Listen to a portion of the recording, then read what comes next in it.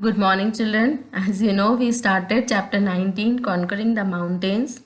And today we are going to continue the chapter. We are going to learn about some interesting experiences of Miss Bachendri Pal. So take out page number 129.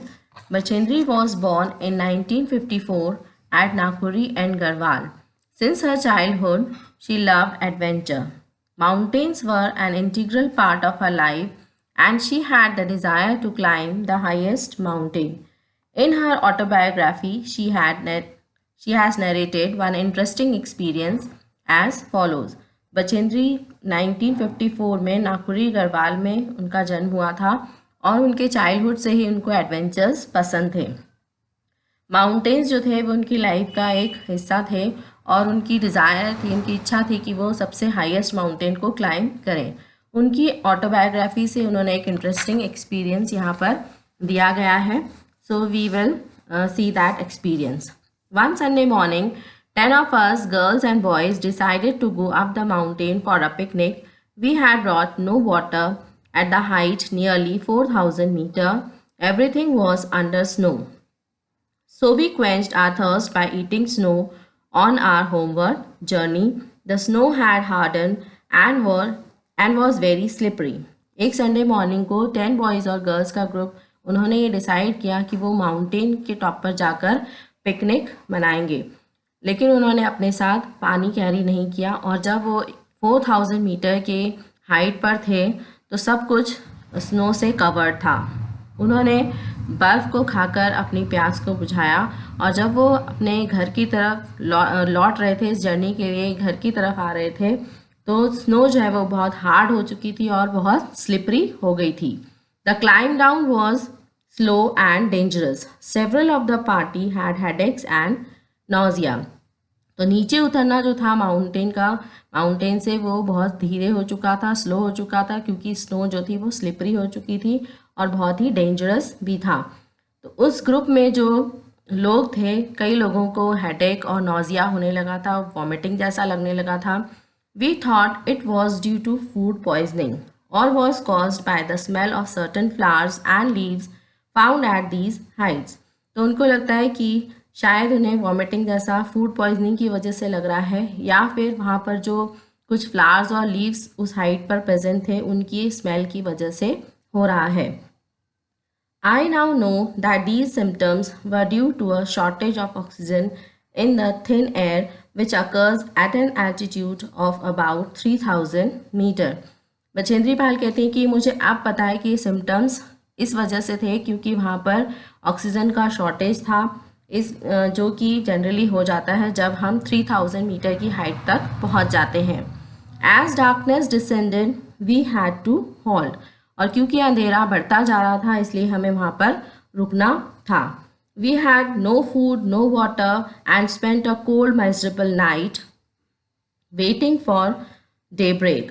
उनके पास न खाने के लिए खाना था, न पानी था और उन्होंने ये जो रात बिताई थी वो इंतज़ार करते हुए बिताई कि कब जो है वो सुबह होगी। I had tasted the excitement of climbing the mountains and nothing could now hold me back. और वो कहती हैं कि उन्होंने अब इस चीज़ का एक्साइटमेंट देख लिया था कि माउंटेन्स को क्लाइंब करना कैसा होता है और वो उसके बाद वो अपने आप को इस चीज़ से रोक नहीं पाई।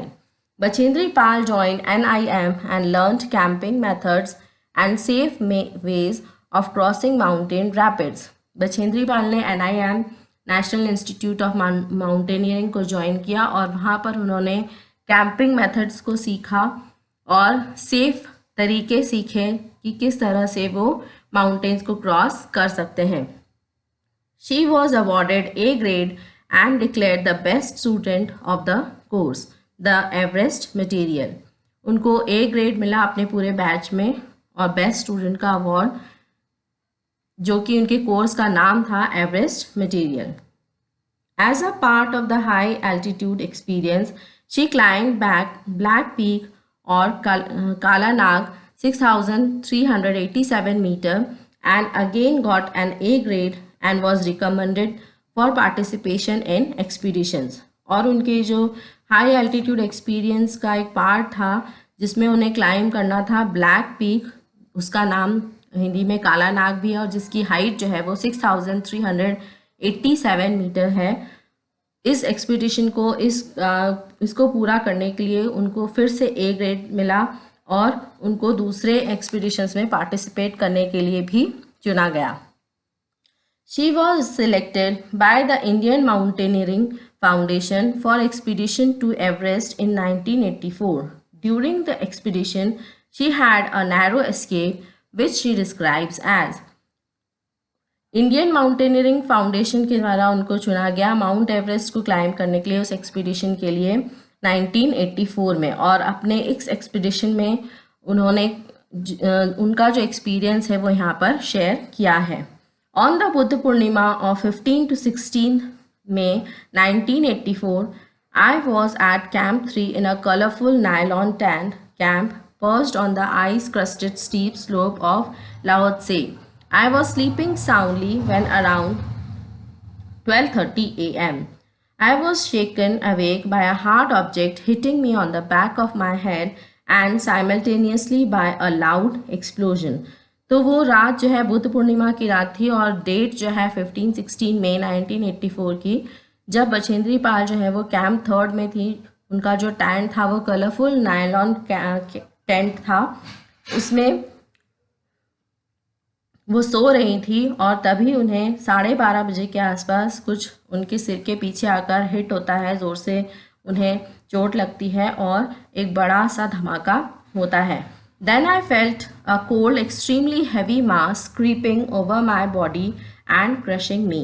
I could hardly breathe. तब उन्हें क्या फील होता है कि बहुत ठंडी सी कोई बहुत भारी चीज़ उनके ऊपर, उनकी बॉडी के ऊपर है और उनको क्रश कर रही है और उन्हें सांस लेने में बहुत तकलीफ हो रही है। A tall serac ice tower on the Lao Tse glacier directly above our camp had crashed down and developed into a massive avalanche. It was a miracle no one was killed. तो वो जो accident था वो ये हुआ था कि बहुत बड़ा ग्लेशियर जो है वहाँ पर उनके कैंप के ऊपर गिरा था और जो कि एक बहुत बड़ा मैसिव एवेलेंच था, और ये एक चमत्कार ही था कि उसमें कोई भी किल नहीं हुआ था, कोई भी मरा नहीं था। She describes the final moments of her conquer age, और उनकी जो माउंट एवरेस्ट पर जीत हुई थी या उन्होंने माउंट एवरेस्ट को क्लाइंब कर लिया था, उन्होंने अपने फाइनल मोमेंट्स को यहाँ पर डिस्क्राइब किया है। A few steps later I saw that after only a couple of meters there was no upward climb. The slope plunged steeply down. My heart stood still. It dawned on me that success was within reach. And at 1:07 p.m. on 23rd May 1984, I stood on top of Everest, the first Indian woman to have done so.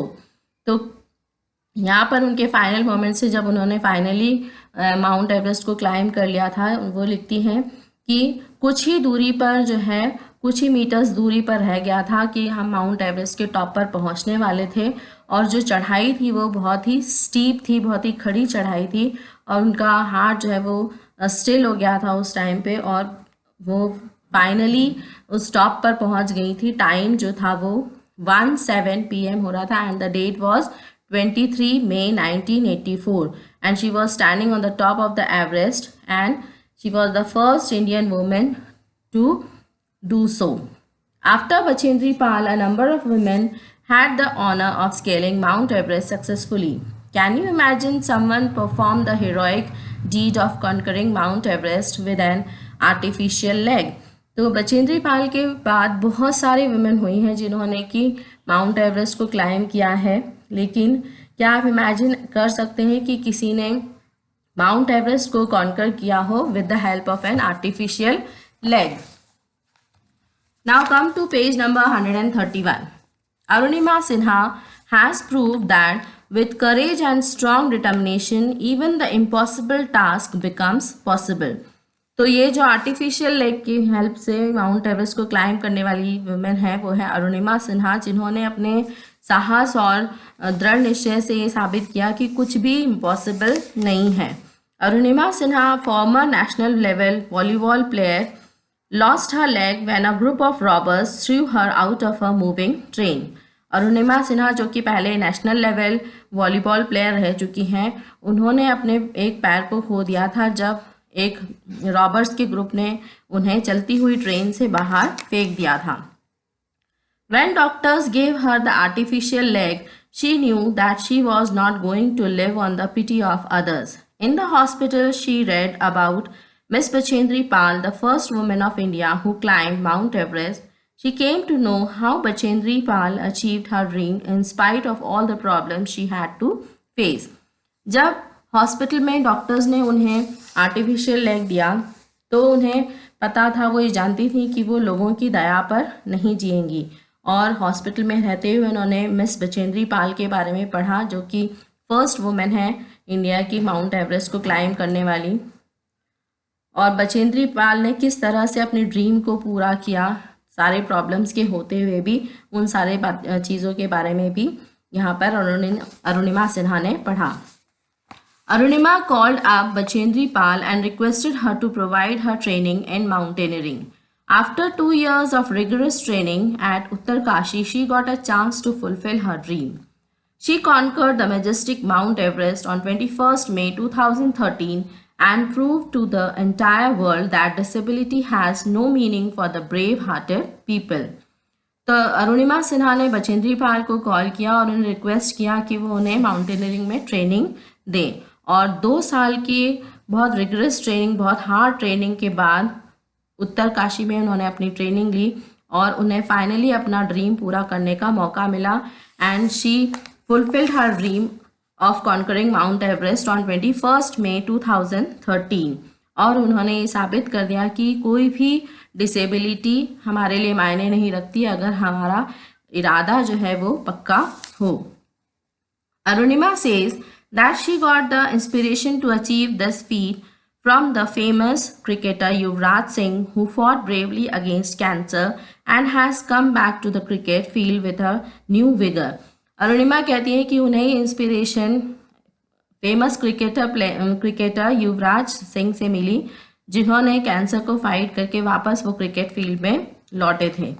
She is now busy with plans to open a sports academy for the poor and physically challenged children.